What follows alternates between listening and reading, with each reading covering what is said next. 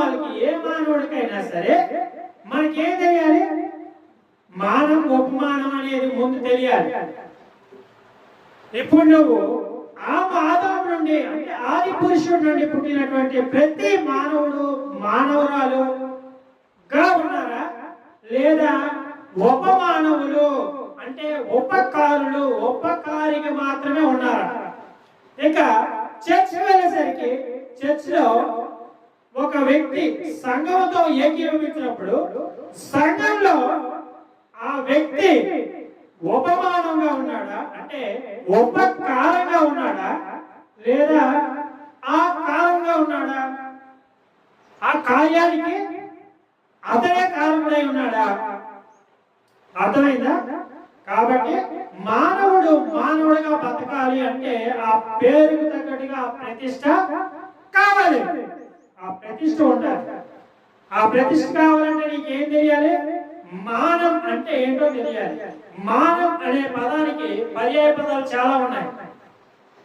మానం అంటే మనం సత్యం అనవచ్చు, మానం అంటే మనకి జీవం అనొచ్చు, మానం అంటే అది మార్గం అని అనొచ్చు.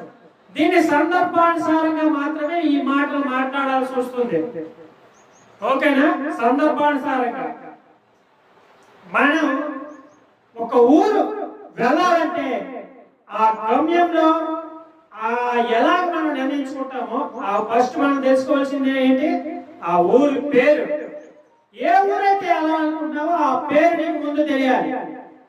అవునా? తెలిసిన తర్వాత ఆ ఊరు ఏ దారిలో వెళ్ళాలి, ఏ దారి గుండా ఆ ఊరు చేరుకోవాలి. ఓకేనా? ఆ ఊరు ఏ స్థానంలో ఉంది? ఏ స్థానంలో ఉంది? ప్రమాణం అంటే పూర్తవడం.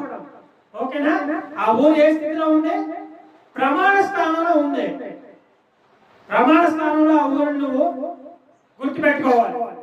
ఇక మాన స్థానంలో ఎవరున్నారు? నువ్వు ఉన్నావు. నువ్వు ఏ స్థానంలో ఉండాలి? అప్పుడు మానవ స్థానంలో ఉండాలి. ఓకే. ఇక ఉపమానవుడు, నువ్వు మానవుడు అయితే నీకు ఉపమానుడు కావాలి. ఉపమానుడు కావాలి. ఎందుకంటే నీకు తెలియదు కాబట్టి నువ్వు ఎవరి దగ్గరికి వెళ్ళి ఆ ఊరు ఎలా వెళ్ళాలి, ఏ దారి గుండా వెళ్ళాలి అనేది నువ్వు కనుక్కోవాలి. అప్పుడు నువ్వు ఎవరు కావాలి? నీకు ఉపమానవుడు ఉపకారి కావాలి. అవునా కాదా? అతను నీకేమైనాడు? అప్పుడు ఆ దారిలో నువ్వు నడవడానికి వెళ్ళడానికి ఆ దారి నీకు తెలియనప్పుడు తెలుసుకోవడానికి నీకు ఏ వ్యక్తి అయితే ఆ ఊరు గురించి ఈ దారి గుండా వెళ్తే నువ్వు ఖచ్చితంగా ఆ ఊరు చేరుకుంటావు.